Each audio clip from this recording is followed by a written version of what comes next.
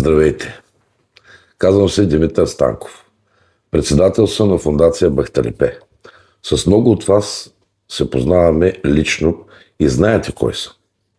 Фондация Бахталипе е юридическо лице с нестопанска цел в обществена полза, създадено за да бъде близо до хората, да помага на общността и да работи за по-добри условия на живот. По-добро образование, по-добро бъдеще за децата и младите хора.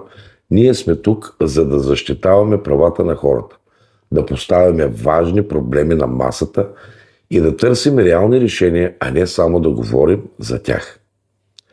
Днес се обръщам към вас заради една важна кауза, подписката, която започнахме заради състоянието на средно училище Хаджи Мина Пашов в град Сливен.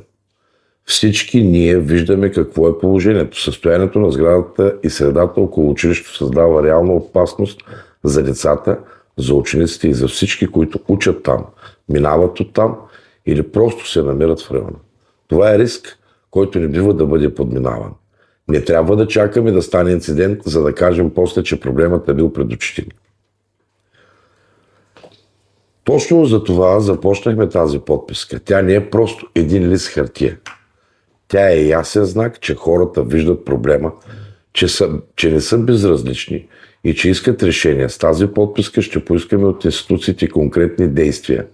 Ще настояваме да бъде направена официална проверка на място. Ще настояваме да бъдат установени всички рискове.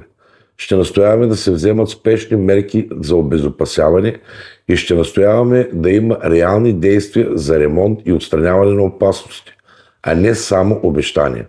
Защото това са правата на хората. Това са правата на децата и това са нашите права. До този момент вече сме събрали над 150 подписа. Благодаря на всеки човек, който се е подписал, за всеки доброволец и на всеки, който по някакъв начин е помогнал.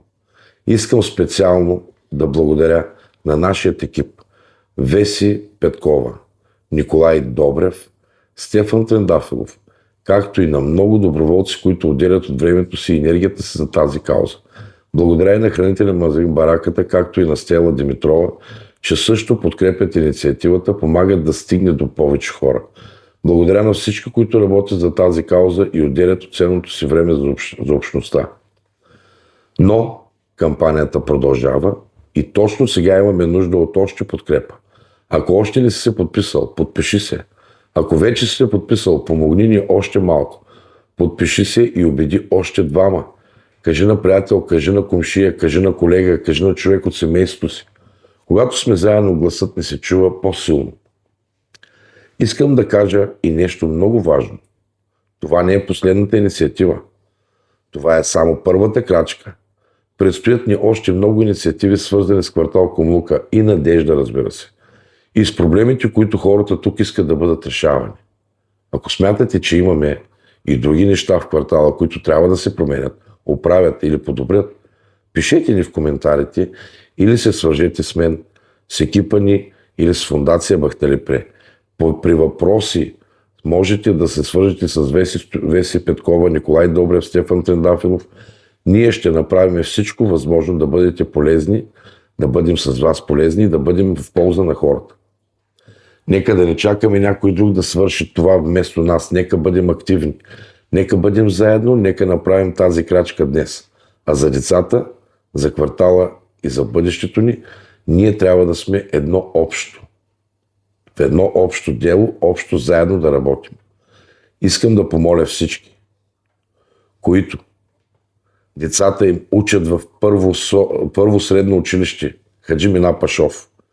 Уважаеми приятели и съкварталци, родители на тези деца, говорим, че живееме за деца, говорим, че живееме и даваме живота си за тях. Бъдете отговорни пред себе си и пред децата си за тяхната безопасност. Вие трябва да вземете най-голяма инициатива в този момент. Ще бъда благодарен аз и цялата фондация и децата ще ви бъдат благодарни за това, че могат да учат в една по-обезопасена среда, нормална среда. Благодаря ви. Аз бях Димитър Станков от фондация Бахталипе.